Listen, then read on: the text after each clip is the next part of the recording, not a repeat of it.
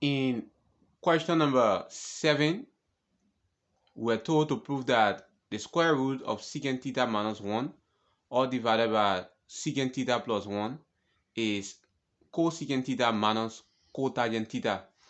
So I'm going to use a method that is different from the method I use on the actual test, and that is to rationalize the denominator. But when I was writing the test back then, I wrote secant theta as 1 over cosecant theta, and then I simplified the result. So let's use that method and see where we go. So we are going to have this as the square root of secant theta minus 1 all divided by secant theta plus 1.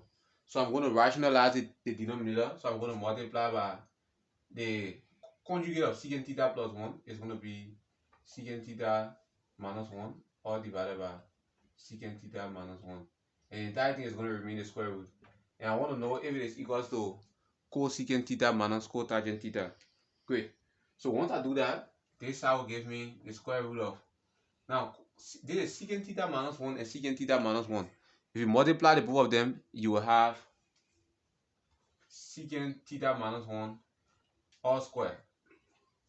So this has the power 1, and this also has the power 1. So once we multiply, we have all square. And then for the denominator, because we are multiplying conjugates, so we multiply the first term, and then we multiply the last term. So all divided by secant theta times secant theta is secant square theta, and then positive 1 times negative 1 is negative 1. And we want to know if it is equals to this side of the equation. Now, there is an identity right under here, secant square theta minus 1 from the Pythagoras identity for trigonometry.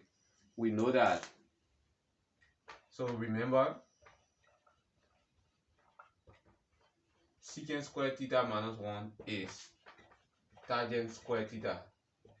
So that expression is tangent square theta, and that's what we're going to replace it with. So we are going to have the square root of secant theta minus 1 all square all divided by, this is going to be tangent square theta. And we want to know if it is equal to this side of the equation. Good. Once we do that, we realize that the two equations in here both has a square. So we can take the square root and then rewrite secant theta minus 1 over tangent theta, and then raise the entire thing to the power of 2. So the square is affecting the both of them. And we know that according to the law of indices, this square is going to cancel out this. And once that goes off, we will have secant theta minus 1 over tangent theta because the square goes off. So we have here secant theta minus 1 over tangent theta. And then we want to know if it is equal to this side. And then here we need to simplify. So we will divide each of the expression up there by tangent theta. So we have secant, we actually have secant theta all divided by tangent theta minus 1 over tangent theta. And we want to know if it will be equal to this. Great. And once we do that, we can do a simplification here. According to the reciprocal identity, secant is 1 over cos. So I'm going to write this as secant theta. This is secant theta times 1 over tangent theta minus 1 over tangent theta. And I want to know if it's equal to this. So this secant theta is 1 over cos. So we have 1 over cos theta times 1 over, and then tangent theta is sin theta over cos theta. Remember? According to the quotient identity, minus. And then according to the reciprocal identity, 1 over tangent is cotangent. So minus cotangent theta. I want to know if it is equal to this. So if I multiply 1 over cosine by 1 over sine divided by cos, what I'm going to observe is that cos and cos here are going to cancel out.